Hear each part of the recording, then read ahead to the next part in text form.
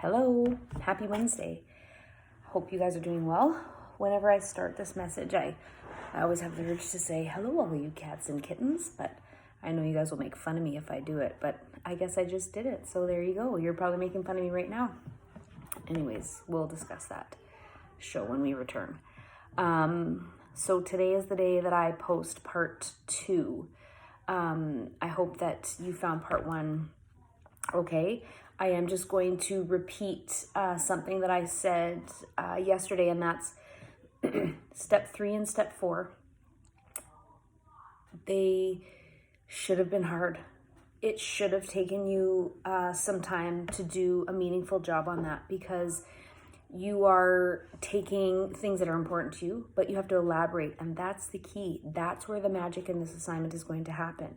So if you say something like, my cat, my dog, and you don't add to it, then you're not going to have a meaningful 10 things, because you don't have those feelings, that information at your fingertips on your paper, composed in some way to make this assignment. So, I cannot stress enough how important that part is. If you say things like my horse, my dad, my cat, then tell me why. Write down on your paper, why are these things important? How do they make you who you are? Why is that important? Why do you care about those things? Why should people care about those things? How does having things that are important to you shape you? And why does that even matter? This is what Jason Reynolds, I call him JR for easy typing, but that's not what he goes by, I don't think. But when he's writing this message to you, he's taking all the information from what's important to him, what he has learned, and what he thinks is valuable for young people to have. And he's sharing that with you. And that's what you guys are supposed to be doing. And the reason why step 3 and step 4 are integral to that is because that's when you start getting the feelings about these things. And you start maybe getting into, well, if your dad's important to you, why? And how is how you behave important to him? And how do those two things go together in terms of you want to behave a certain way because your dad has an expectation of you and you don't want to let him down. You want to behave a certain way because of the people who you care about. Anyways, I'm rambling on about this. But please don't underestimate the importance of step 3 and step 4. That is where the heart of this assignment comes from. That's where you're going to get your good ideas. And that's when you're going to take those good ideas to make your own 10 things, which is the goal of today's assignment. I just moved my phone over so I can read the assignment. So I did address the fact that we are using Jason Reynolds' 10 things as our mentor text. And I define it for you in the assignment, but mentor text is basically something that we refer to regularly. It's like a goal text. We're imitating it. We want to create something like what Jason Reynolds made, but that's our own, because those are his words and that's what means something to him. But you have your own pieces of advice and words of wisdom to give, and that's what you're going to do in this assignment. So step 6 is there. It's going to ask you to revisit. Step 7 is to start writing. And in step 8, you will try to put them together in some sort of list of 10.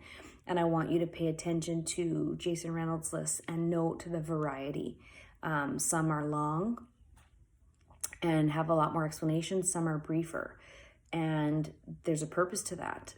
The one hit you hard statement, when put in between longer ones, really packs a punch and says a message. But the longer ones, the fact that he's elaborating so much on some of them, that says something too. So not only is he telling us something with his length, but he's also making it interesting because of the variety. If all of them were as long as point 1, then it would be long and you might lose interest before you're done. If all of them were 3 brief hits like that, it would have a whole new meaning. So really pay attention to the length and the variety. And then I kind of want you to stop there for today, because Thursday, I'm going to put out your favorite. I know you don't like this, but it's super important, you guys. I'm going to put out the editing and revising, and I'm really going to hit you hard with that.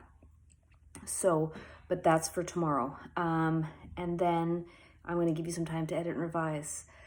I'm really reconsidering having this due on Monday because it's so important.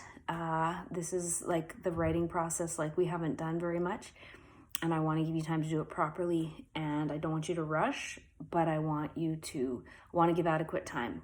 So if you get it done by Monday, that's great. But a new assignment probably won't be coming until Wednesday.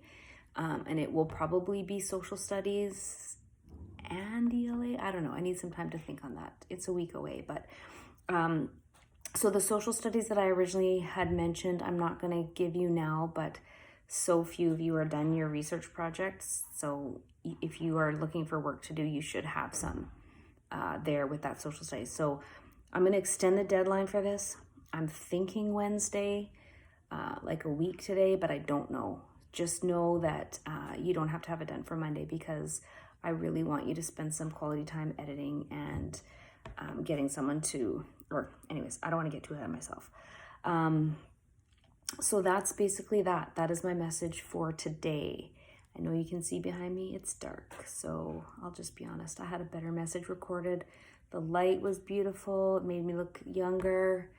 But yeah, I can't lie because I had to go re-record it because I wanted to explain this to you a little bit more fully. So anyway, I'm rambling, so I'm going to quit. Please message me on Edsby with your questions.